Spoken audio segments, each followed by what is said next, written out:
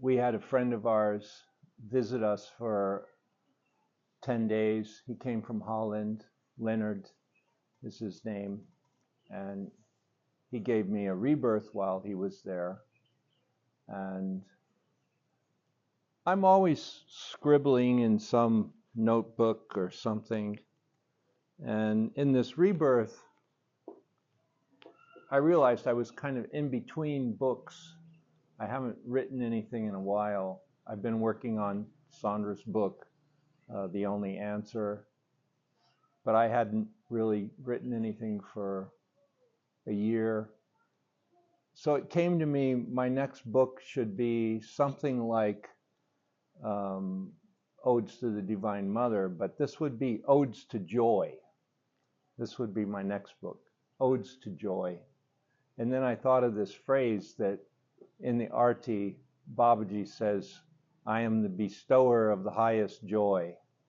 And I got a new influx of creativity and determination.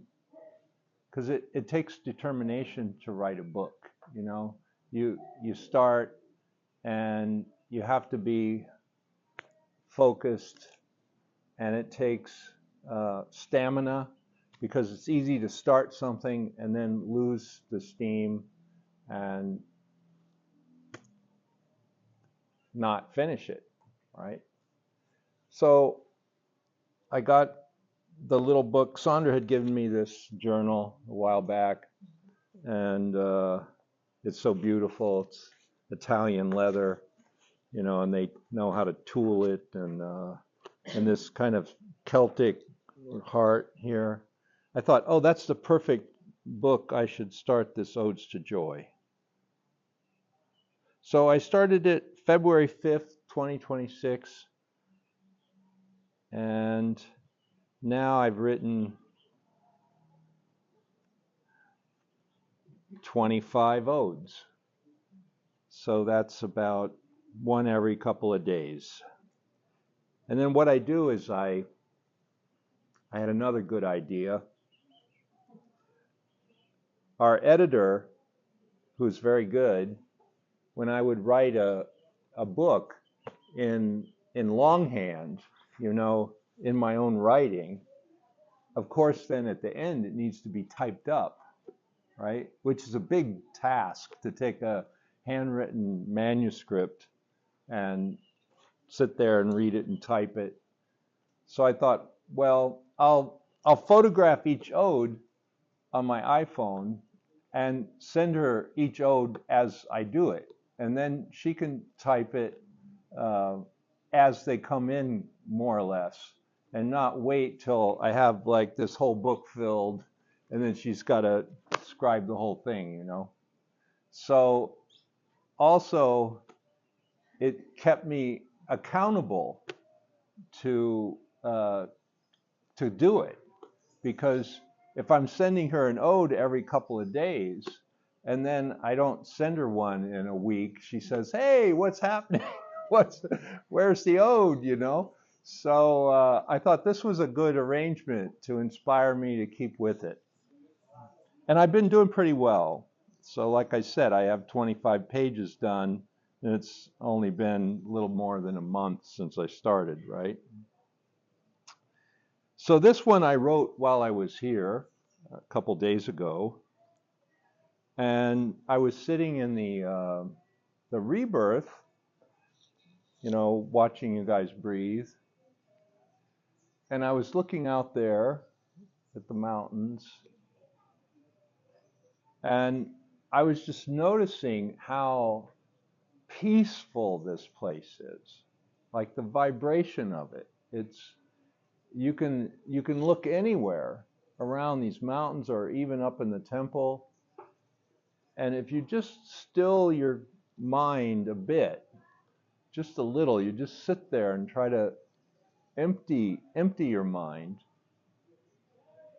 not pay attention to your thoughts that are telling you what you have to do when you get home.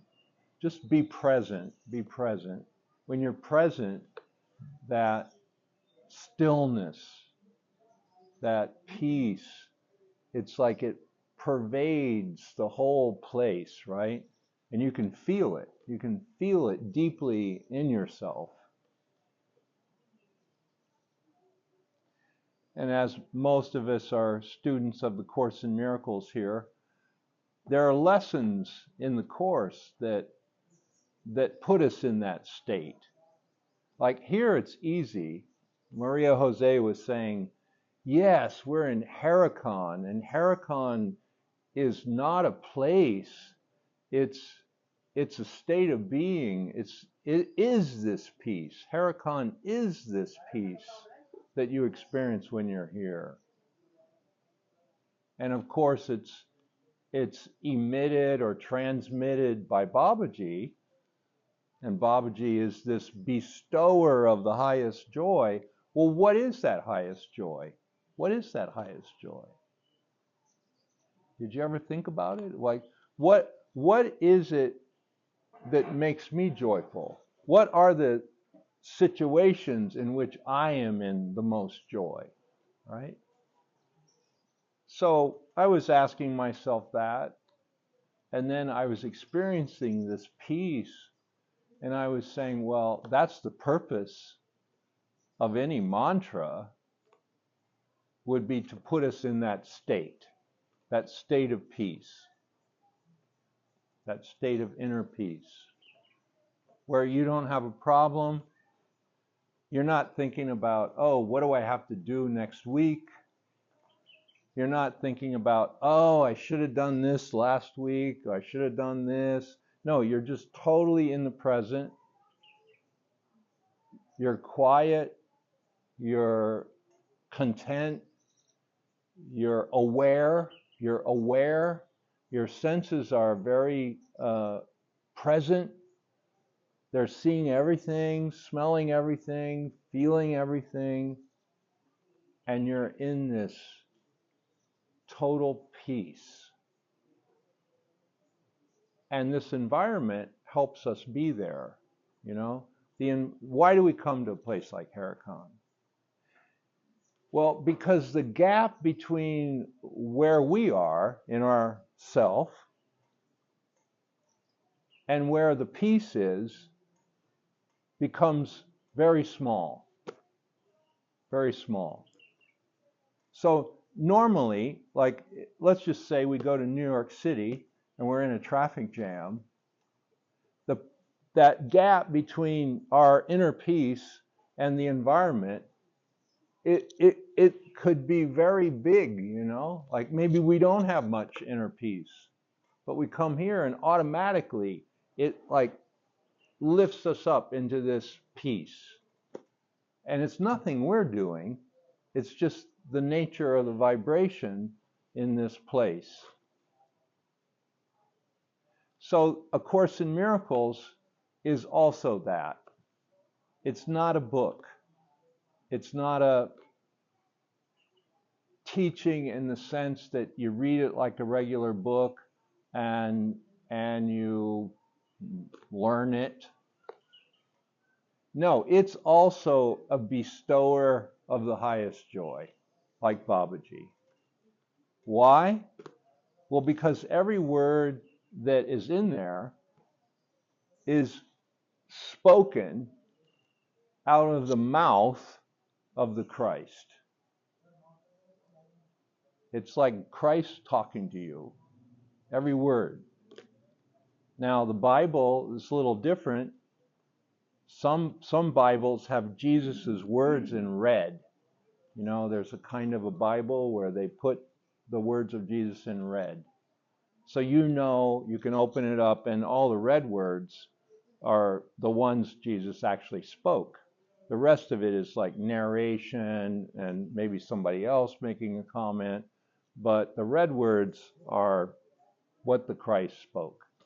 Well, when you open the Course in Miracles, everything is the red words.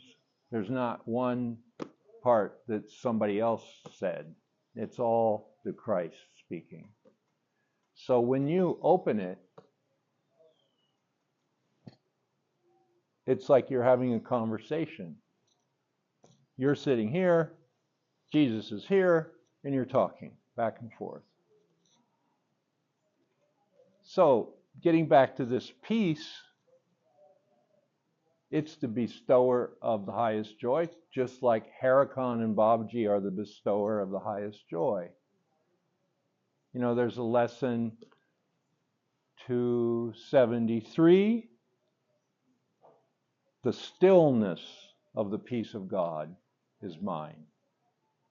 The stillness of the peace of God is mine.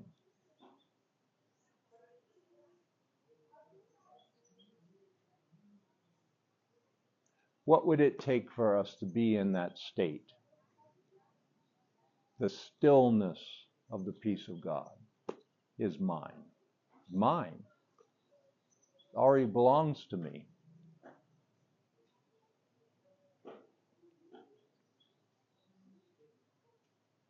Are we there? Are we in the stillness? Are we in the peace? Maybe not. Probably not. You could be in Harakan and be in this environment where it's transmitting the peace like times 1,000, right? And you could not be receiving it.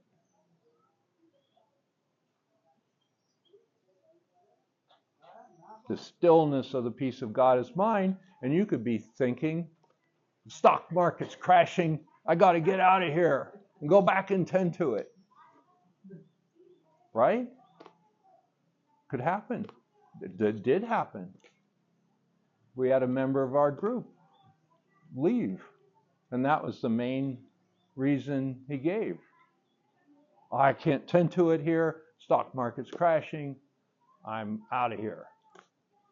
Obviously, he did not experience the stillness of the peace of God. So just because it's given doesn't necessarily mean we're going to receive it.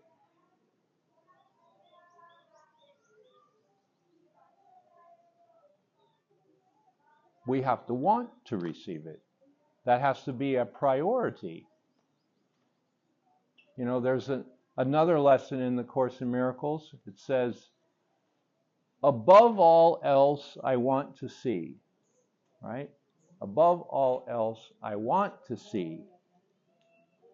And then it says, above all else, I want to see things differently. I want to see things differently. And then it says, God is in everything I see. These are lessons 27, 28, and 29. Above all else, I want to see. Well, what is it you want to see? Peace and joy. What else is there to see? Peace and joy. Above all else, okay, when it says above all else, that's like, what's the all else? Well, it's all the world of conflict, strife, struggle, personal lies, your case, your process, your crap that you're going through, your pains in your body, all that. That's the all else. Now it says above all else, I see that. I see all that stuff, right? That's part of what I see. But it says above all that, I want to see. So what is that above part? What is that above? Above all else, I want to see. Then it says, above all else, I want to see things differently. And then it says, God is in everything I see. Well, this is true about any place. You could be in New York City in the middle of a traffic jam, in the middle of a stock market crash, and the peace of God would be there. But if that's where you were and you were concerned with all that stuff, you probably wouldn't see God in everything. You'd be seeing, oh, I could lose a lot of money. I could lose my whole fortune overnight, right? That's what you'd be seeing. You wouldn't be seeing God in everything. You'd be seeing your problem in everything. Well, you come to Heracon to transcend your problem. Transcend.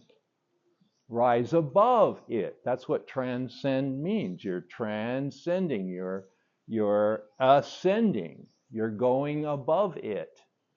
So whatever our problem is, our case is, we come to Heracon to rise above it and see something else. Well, what is that above all else? It's the stillness of the peace of God. The stillness of the peace of God.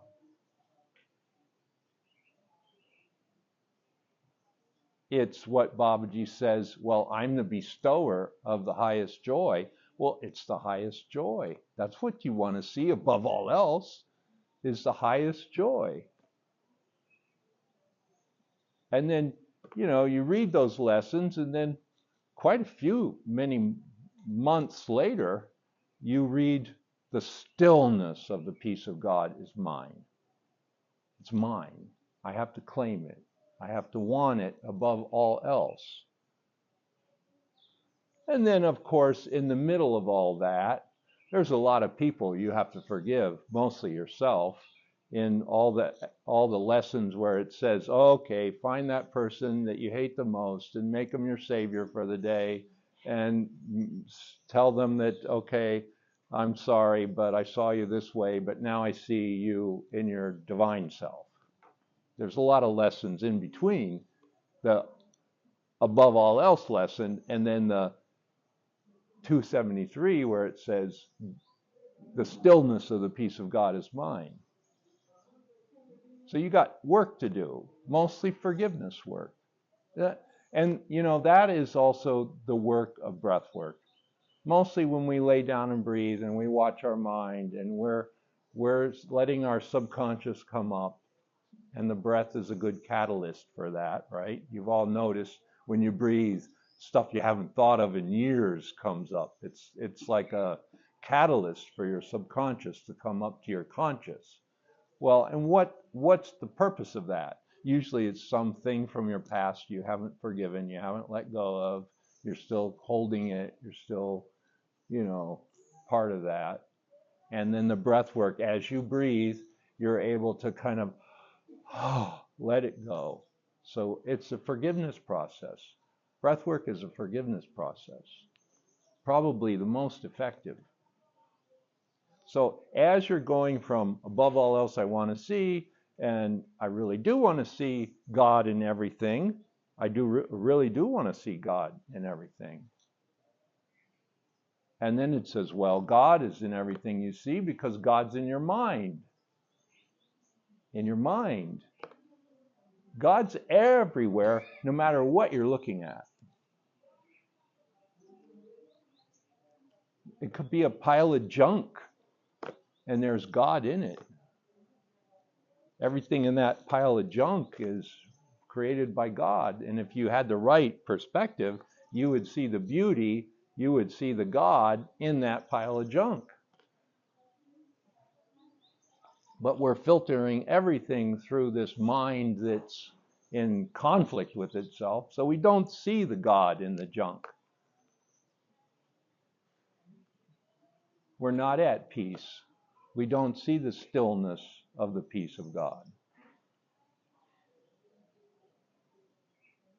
That's why we come to places like this, where we're outside of the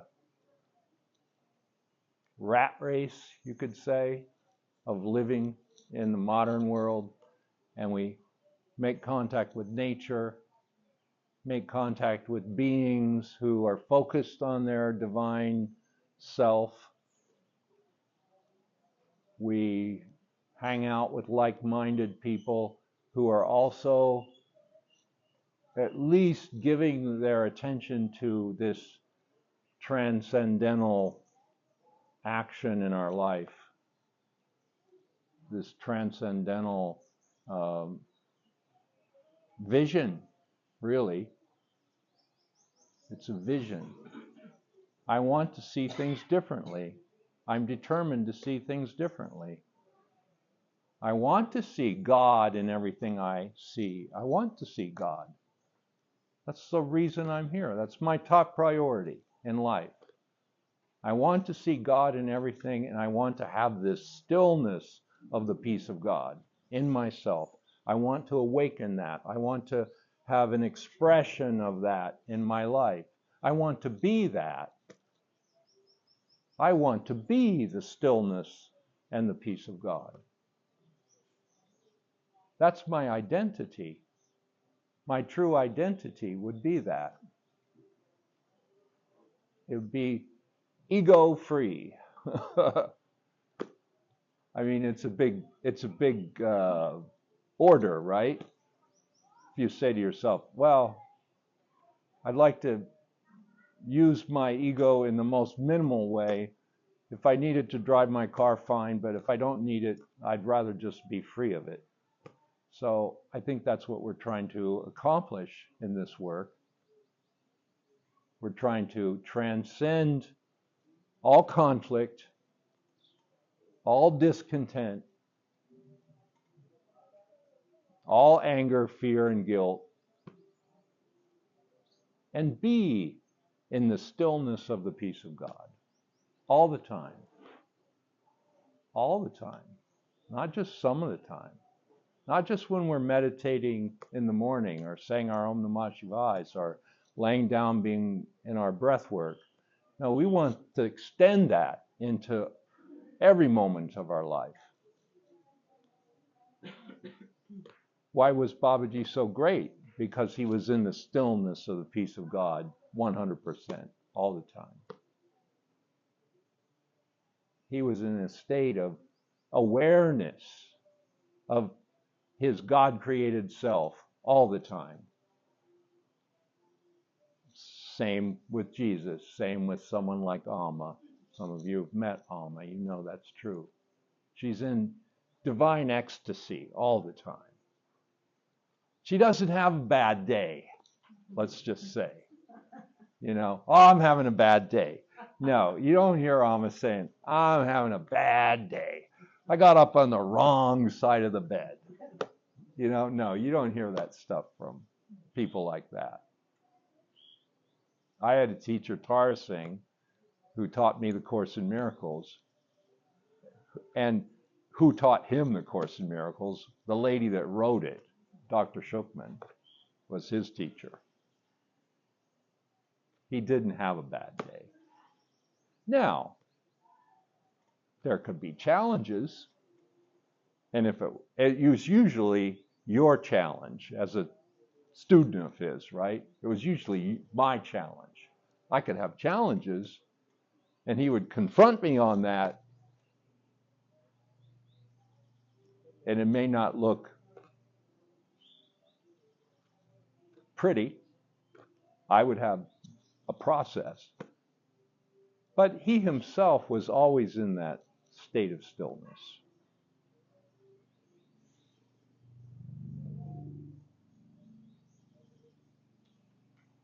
So, you know, just that helicopter, whatever that is, or plane, is part of the stillness. The beauty of that sound coming from distance, coming over us, hovering over us. Just listen to it.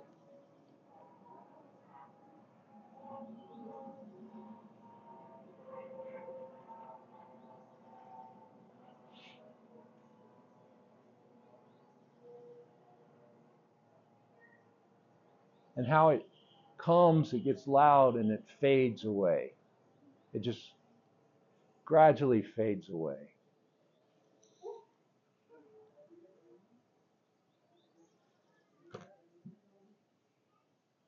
Not even Ludwig van Beethoven could compose anything that beautiful.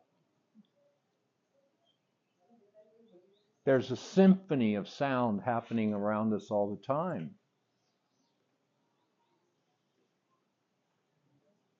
And the stillness of the peace of God is in that symphony of sound.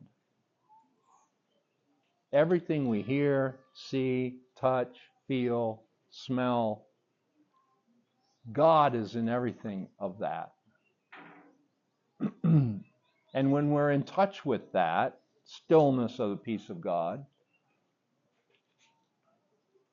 everything is beauty. Even the trash over there on the sidewall.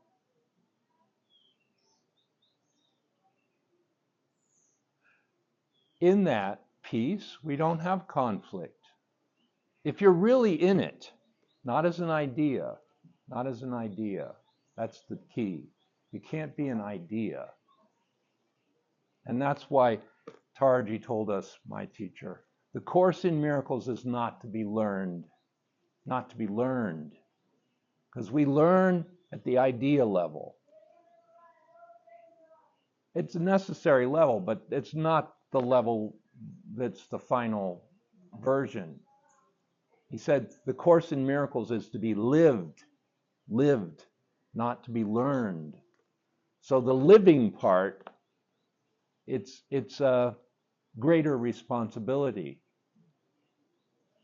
Like if I read the lesson, the stillness of the peace of God is mine, and then I go have a fight with my wife, obviously I'm not in the stillness of the peace of God, right? I can't be. You can't have conflict and peace in the same space. So that's what most of us do. We aspire to a higher truth. We aspire to the stillness of the peace of God. And we fall short. We know it's a good idea. We learned it. And the Course in Miracles makes it very clear. Wow, wouldn't that be great if you had this state called peace and joy and you were in it? And then you say, well, of course it would be great. I would love to have that. But if you haven't given up your anger and you get in a fight with your wife, there's something blocking it, right? Obviously. And you're not in it. So you know it as an idea, but you don't know the actuality of it. The actuality is what we're after. Here in Harakan, Babaji says, okay, I'll give you grace. I'll create this place called Harakan. And every bit of it is in the stillness of the peace of God. And I will lay it at your feet, and you can come anytime. And then you come. And then you notice you're not in peace. Well, he's given it, but we can't rise to it. We haven't risen through all of our fear, guilt, anger, conflict, concerns. Therefore, we're not receiving it. Therefore, we're not living it. We're not making the contact. We're not making that direct contact. Oh, wow. I look out on the mountain. I look on the tree. I used to know the name of that plant. But you know which one I'm talking about. Yeah. We see the beauty, we see the stillness, and we're there, and now we're living it, and now we're in Harakan. We weren't in before, but now we're in. And then we realize, wow, Harakan could be anywhere. It's not a place, it's a state of mind, it's a state of awareness, it's a state of being, where I rise above everything I'm seeing. Above all else I want to see, and I see God in everything. Everything. God is in everything I see. Why? God is now in my mind. I see the God in my mind. My mind is free of fear, guilt, and anger, conflict, personal lies. I've risen above that level. Now I'm living in the truth. I'm not just knowing about it. Oh, we know about the truth. It's this thing called Heracon. It's this thing called A Course in Miracles. Yeah, I trust that that's probably the truth, but I'm not living it. I'm not in it. I haven't made the contact. So the whole purpose of coming here is to make that contact with that stillness of the peace of God.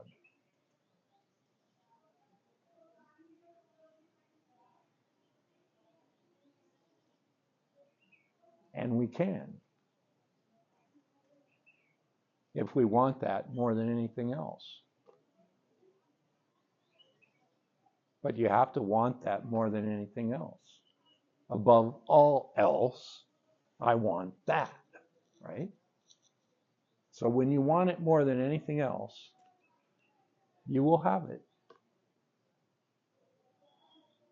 And the purpose of the processes, the japa, the breathing, the pujas in the temple, the fire ceremony, the process, the purpose of all those things is to bring us into this center of ourself where we have absolute certainty that we have the peace of God, we can maintain the peace of God, we can keep it in our center, in our awareness, and then that's what, when we leave here, that's what we're extending into the world.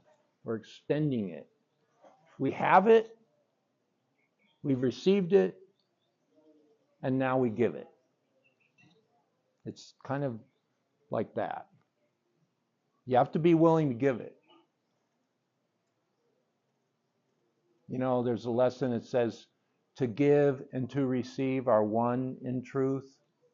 It's lesson 108, I think. Then there's a lesson that says,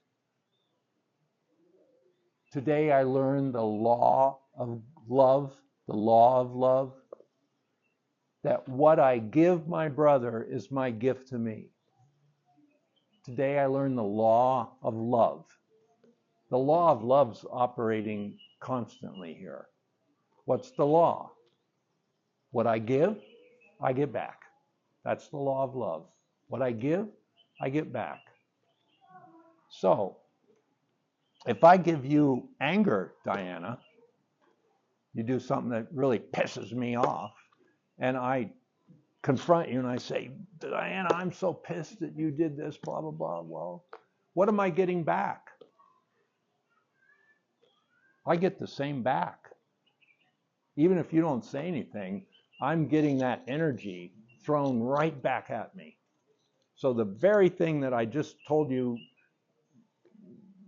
was bad that you did, I get that same energy back at me, and then I feel bad. So that's the law of love. What you put out, you get back, and furthermore, when you're engaged like that, it increases. It's like what you give increases. That's the law of love. So if I give you joy, if I give you my joy, then you receive the joy, you get more joy, and I get more joy too. I get more joyful. And that was Babaji's principle. When he said, well, I'm the bestower of the highest joy, he could say that because all he's giving you is his joy. Even when he's correcting you, he's still giving you something that's his joy.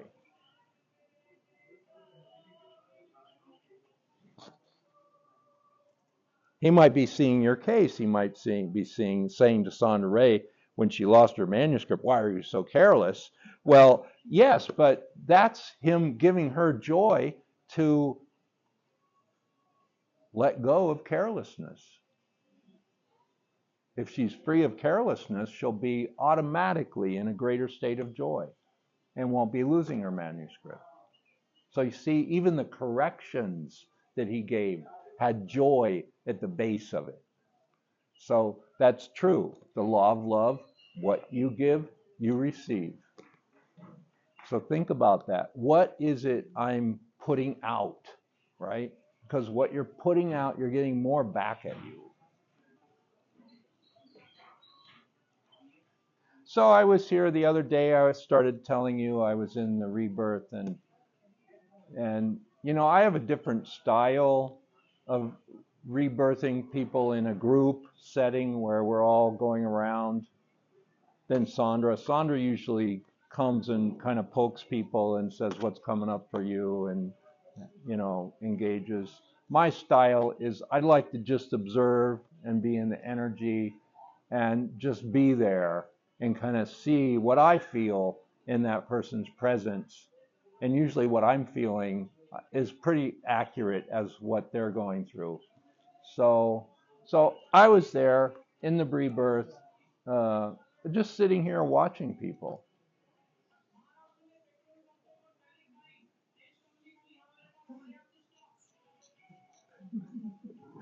You have to learn to love that when you come to India, because it's all over the place, not just here. It's everywhere, you know. And it could be at 3 a.m. with a loudspeaker. And you learn to love that kind of thing, you know. But anyhow, I was sitting here, and then I wrote this ode to joy. I thought I'd read it to you today because it's the only one I've written so far in Harakan. No, actually I wrote 2. So maybe I should read the first one. Okay.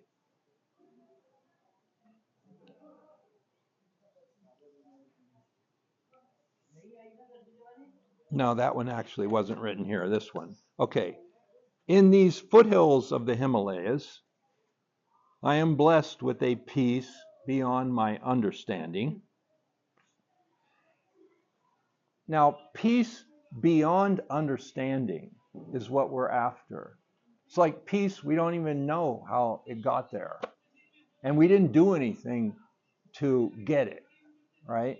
It's a peace beyond our understanding. If I ask Lottie, well, how do I get to peace? How do I get to this peace? There's no way to it. I don't know. It's like bestowed on us. So when Babaji said, I'm the bestower of the greatest joy, it's like the grace is giving us the peace. It's not something we did, right? We didn't do X, Y, and Z, and then all of a sudden we because we did the things the right way, we get peace. It's peace beyond our understanding. You can't even really plan it. It just sort of comes upon you when you're still, when you're in the stillness of the peace. Your mind is still, you're quiet inside. The peace comes. Even that is part of the peace. You see, that could irritate some people. They say, oh, they were playing their music all night long, and the Indians were up and down and, you know, making noise, and the stock market's crashing, and we got to get out of here. You know? In these foothills of the Himalayas, I'm blessed with the peace beyond my understanding. Things that I'm used to seeing are here. Many times I've been in these mountains by this river of your love. In these mountains by this river of your love. Yet the stillness in the atmosphere stops my mind. Stops my mind. I don't go this way. I don't go that way. It's like, wow. Do you feel that peace?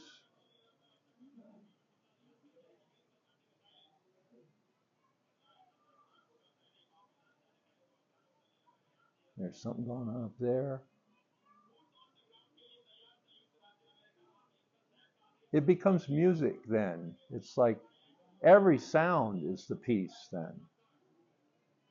It's not a distraction. The stillness in the atmosphere stops my mind in that empty space of not knowing any past associations. So the past is over. The future is not yet, right? The past is gone. 5 minutes ago is not here anymore. 10 minutes from now, we don't know what that's going to be. That's over there. So when you have no associations with the past, no expectations of the future, you're in the present. And that's where the peace is. You have to be in the present. Have to be. And that present, you didn't make it. That's where God is in everything you see. God is in everything you see in the present. When you're in the present, you can see it. You can hear it. Because everything is in it. And that's beyond your understanding. You didn't have to do anything. You didn't have to learn anything. You didn't have to learn the course. You just have to be where the course is leading you in that present. And that's the peace. Past associations are over. There is a silence as well. There is a rest in my bones that was not there before. So that's where the real rejuvenation, we need to give ourselves this silence, this stillness of the peace of God within, right? We need to give this to ourselves for our health, for our bones. Our bones need this. Our organs need this stillness of the peace of God. That's what heals us. That's what replenishes us. That's what restores us. And that's why we come. Like Sandra and I say, well, yeah, we go to India to recharge our battery. All the work we do the whole year traveling around, we get kind of our battery just kind of, woof. And then when we come to Heracon, it's like, gets charged up again. What charges it up? The stillness of the peace of God that's everywhere here. And it gets into your bones. There is a rest, and you can really rest. It's not sleep, it's rest. Rest is when your mind is not preoccupied. That's why maybe we only get 4 hours of sleep here. But we don't feel tired in the sense that we're worn out and stretched out. No, okay, maybe you take a little afternoon nap for an hour, whatever. But you don't feel tired. You feel rested. You're in the rest, right?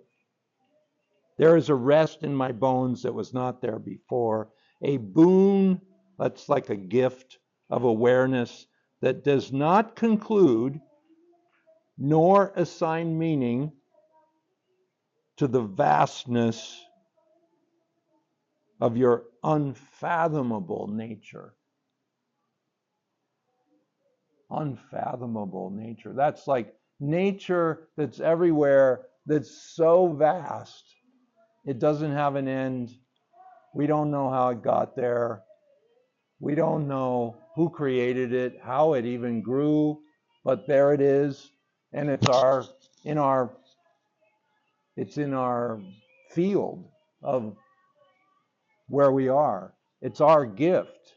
It's our gift from God to us, and we're starting to become aware of it. The sun begins to rise over the mountain. If you're here in the morning, you can see that sun go over the mountain. The sun begins to rise over the mountain and reveal the clear blue sky, cloudless sky. The green leaves. Just look at that tree. Have you ever seen green, that green? That is really green. And that green, it's like, will you ever forget that green? It's so green. It's like vivid, it's like it just comes into you, that green.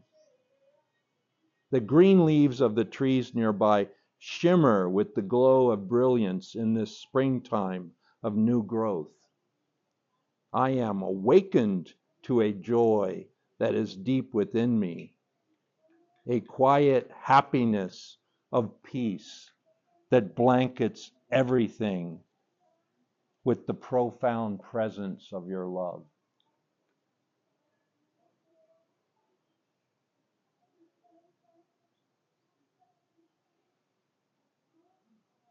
The profound presence of your love.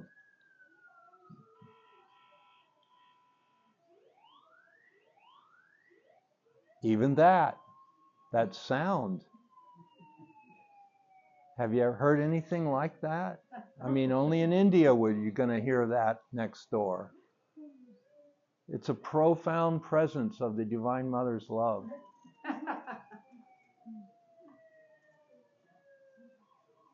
It can make you laugh. It can bring the highest joy if you're hearing it in the right place, in the right mindset. It could be irritating any other place. You could say, a damn siren, it's always waking me up at night. No, it's like Beethoven couldn't make a note more beautiful than that. I guarantee it. I am in the well of deep gratitude, like the well, down in the well. I am in the well of deep gratitude that comes over me when I connect with this peace of God that surpasses all my understanding. I had this really good teacher. His name was Haleakala, and he's the one who taught me Ho'oponopono. And he said one time,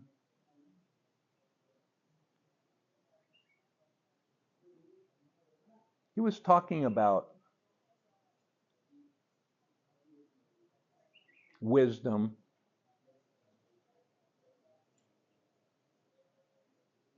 And he was saying most people don't have it, the real thing.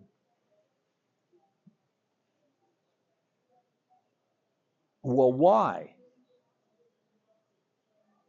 Because they don't know what it is. They don't know what it is. What is it? What is it they don't know that would give them the wisdom, right? Wouldn't we want to know that? What's the thing we need to know that would make us loving and wise? And what is that? We would want to know it. You say, well, people don't know what wisdom is because they don't know they don't know. They don't know that they don't know. So this space of admitting, I don't know. If I said to Erica, define God for me.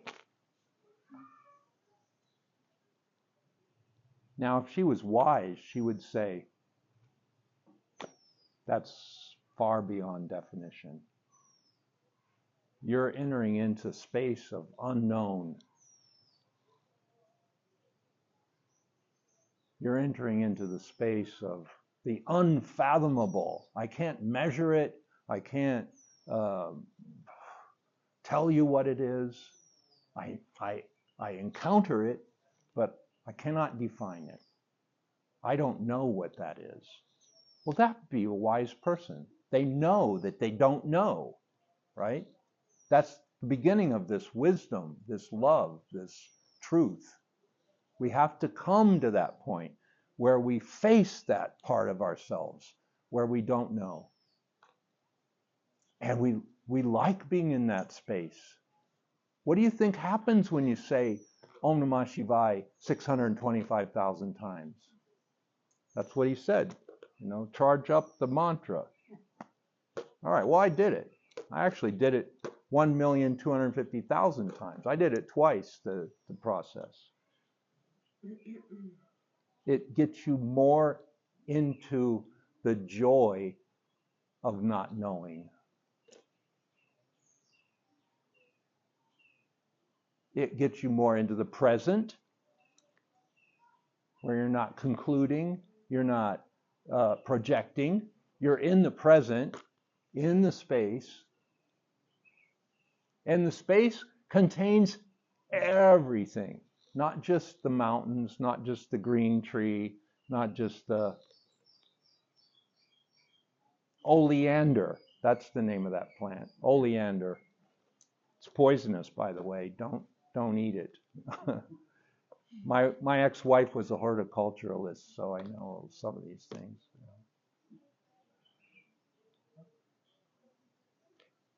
It contains everything, this unknown.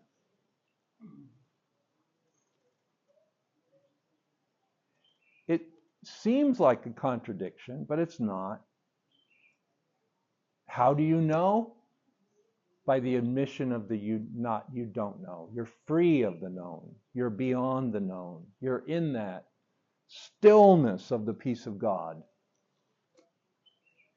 The stillness of the peace of God is in the unknown. It's not in what you know. Obviously, you've learned a lot of stuff, right? Your whole life. You've gone to school, 12 years of school, then, 4 years of college, maybe graduate school, 2 or 3 more years. So you've spent, 16 years of your life learning stuff. And then it never stopped, and you keep learning stuff. And what is it you know? That was the first thing my teacher said when I met him personally. What is it you know? Oh, I'd been studying the course. I thought I knew it, right?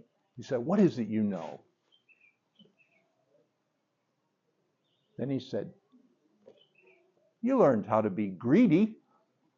You know that. You know how to be insecure. You learned that. You learned how to be angry. You know that. What is it you know? You learned how to be miserable. That was my first meeting with my teacher, and when I heard that, I couldn't move. My mind was stuck. My mind was just silenced in that moment. And I knew this guy, he's probably my teacher. And 17 years I was with him. So getting back to our subject, the stillness of the peace of God is in the unknown, not the known. And we have to know that. We have to know that it's not our learning and our doing and our blah, blah, blah that's going to get, and even the pujas. But if you put the practice in the space of this, what I'm saying, it becomes part of that stillness of the peace of God. It's not you're doing it to get something. You're doing it to remove something and put you in the present. And then in the present, all those little flowers and all those little actions that they do in the puja become glorious. They become part of heaven. They become elegant. They become gratitude, pure gratitude to God. That's what we're doing at the fire. We're saying, the Divine Mother has given us everything, everything. We couldn't take a breath without the Divine Mother. And now we're giving everything she gave us back into the fire that goes to the non-manifested state. It burns up. Where is it after it burns up? It's back into the unknown again. You're completing the cycle. So even that, when you see it in the right way, it's getting you in touch with the stillness of the peace of God.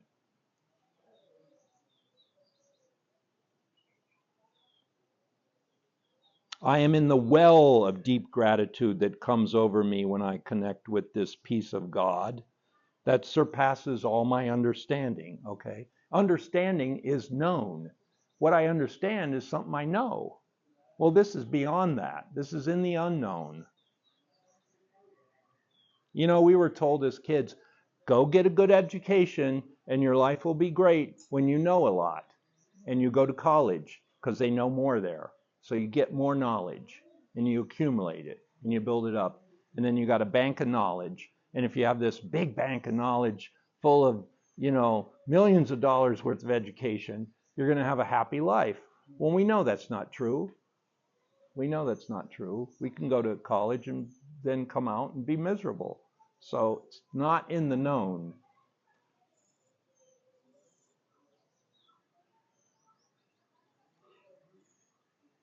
It is filled, now this well of gratitude, it says, it is filled with the holy water of your eternal care for me. Well, that's right down there. The holy water of God's eternal care for us is right there. No longer do I doubt your presence in everything which comes into my field of awareness. This stillness is mine to claim in these Camoan mountains of your absolute love for me. Let me rejoice in my good fortune to possess this vision of holiness greater than all other sights and sounds of common occurrences. I'm not alone in this overview that includes every rock in the riverbed that Faye made me aware of. It's full of lithium. I'm not alone in this overview that includes every rock in the riverbed and every leaf in the forest, all those green leaves. How many are on there? What? A few 100,000 leaves, maybe, on that tree. Every heart that beats around me. Every heart that beats around me. So that would be every heart of the 500 people that are here in the ashram. They're your heart. My heart's your heart.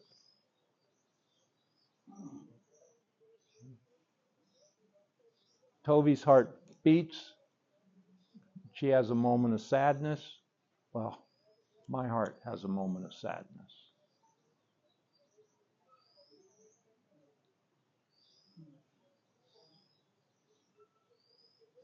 Yes, Sandra did a little process with her, and she was saying, well, I'm not sure my parents even wanted a twin.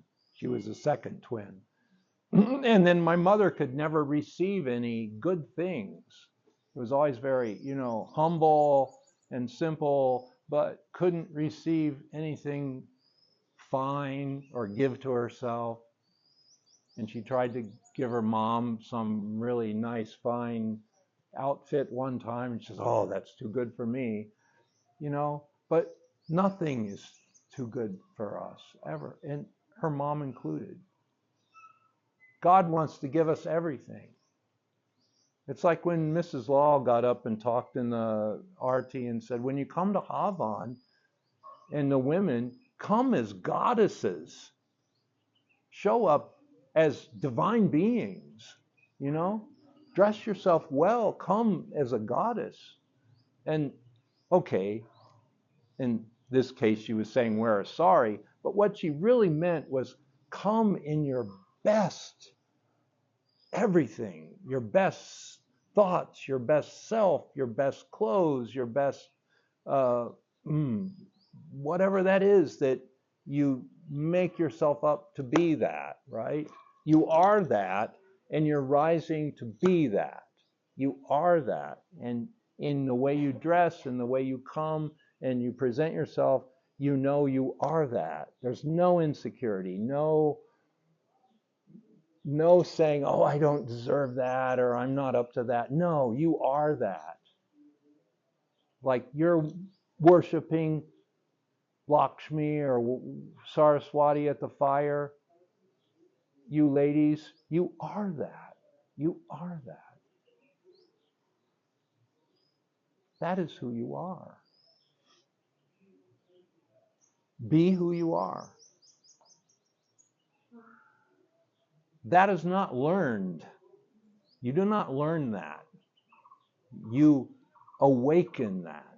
It's already in you. You awaken that. You become aware of it. You become one with who you are, one with it. It's like, when I got my name from Muniraj, it says, "You're Manmohan." I said, "Oh, okay. What's that?" He says, "Oh, yeah, that's the name of Krishna when he was a poet and he won the hearts of the people. It means the poet who wins the hearts of the people," right? I didn't know I was that.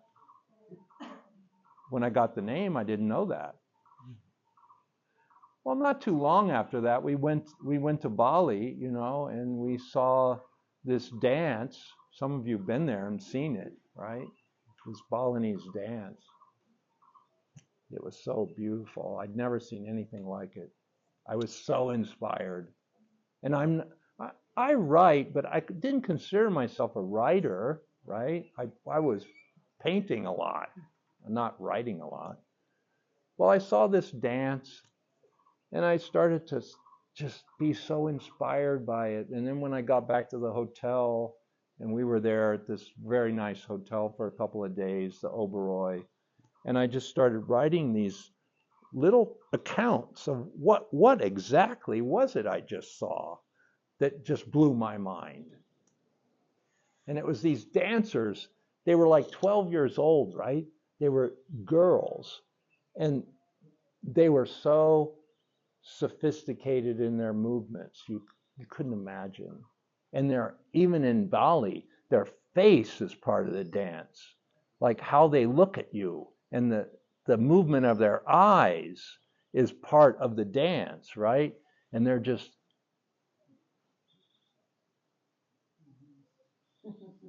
like this, and you're mesmerized. You're like sucked in. You're like in the stillness of the peace of God in their presence. So I started writing these little things. Oh, this was it. This was it. This was it. Before you know it, I'd written 10 of these little pages about these dancers, right? And I read them back to myself, and I said, "Wow, those are pretty interesting. Yeah, that's exactly what I felt. That's exactly what I saw." And then I thought, well, what if I keep writing like this about anything I see? So that became, I did that for 4 years, and that became my Odes to the Divine Mother. And then I realized, oh, Manmohan. Oh, maybe I really am a poet. I mean, well, the poets are usually my favorite writers. I love to read the poetry because it's like distilled language. It's language that's been boiled down and boiled down and boiled down, and finally you get the nectar. You get the pureness of language. So I kept doing that. Then I realized Muniraji was right. I have this ability. It's natural. I don't have to effort. It just flows out of me. And he saw that. I wasn't even seeing it. And he saw that. He said, "You're Manmohan, poet who inspires and steals the heart of the people." So anyhow.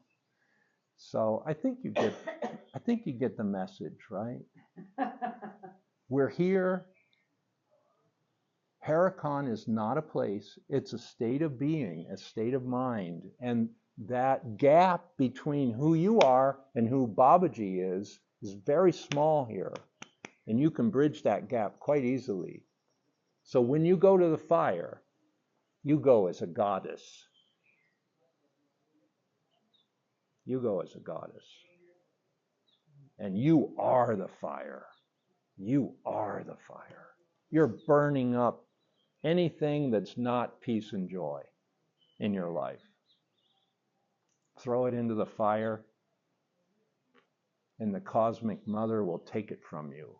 And you'll never have to suffer from that again. It's gone. Hallelujah. Holy Baba Ki Jai.